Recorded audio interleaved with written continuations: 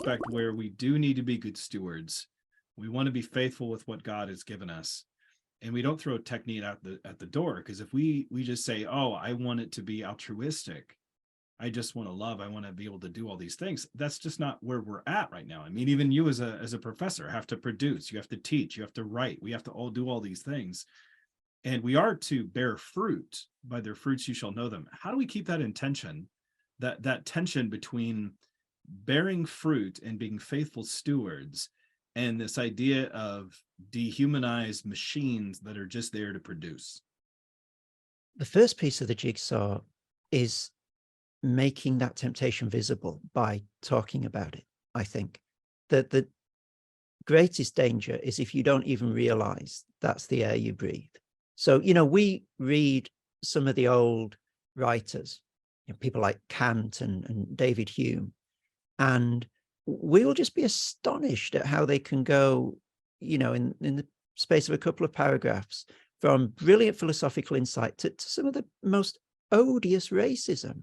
And we will say, like, how did they not see that? And I think one of the reasons is that was just the air that they breathed. Like, that wasn't visible to them as something that was odious and obnoxious. And I fear that technique is like that for us. You know, our great grandchildren will look at the books we read and write, and look at the Christian ministries, and they will say, how can they not see that they're sacrificing themselves and their humanity on the altar of this thing called a faith? Or perhaps it'll be even worse for our great grandchildren. I don't know. But, you know, the principle's the same. It's if everybody around you reflects that same ideology to you, it just becomes invisible. So the first thing is name it, you know, read some LO, see how it works.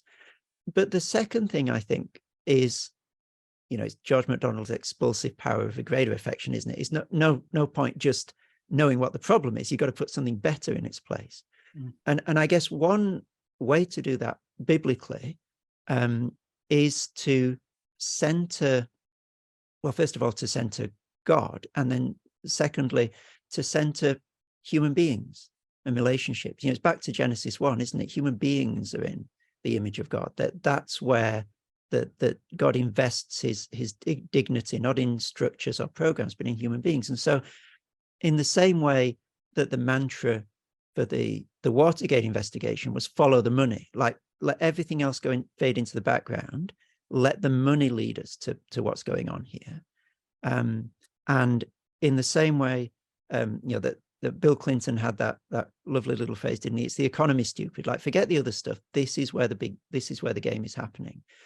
I wonder if for the Christian, the mantra needs to be, you know, it's people, stupid, or follow the people. Like, it's the people who are in the image of God, and it's relationships, a relationship with God first of all, and then relationships with other people that seem to be privileged. Certainly in the Genesis 1 account, it's so drippingly relationally rich. Very little about structures at that point. And so to purposefully prioritize and center people, human beings, in our thinking and also in our language.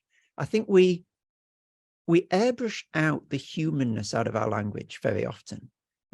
There's a way of talking, and it happens in universities. I'm sure it happens elsewhere in society. We've started talking about spaces.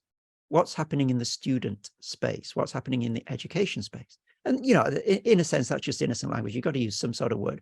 But it is very interesting how that takes the human beings out of the situation, makes it structural, makes it an object. You know, whereas if we were to say, what are we going to do with the people in our classrooms? How are we going to teach these human beings? That would give you a different predisposition, a different set of sensitivities to the question. And I think as well, we can overlay our humanness with lots of language that instrumentalizes humanity. So, you know, we talk about producers and consumers, for example. And again, yeah, I don't want to say never use those words. There's a usefulness to them. But unless we come back to the fact that what we're really talking about is human beings made in God's image, if we don't have that as, if you like, the compass that orients us in everything that we think about. So we're not talking about, I don't know what you call it, bums on seats for churches or whatever it is. We're talking about human beings made in the image of God.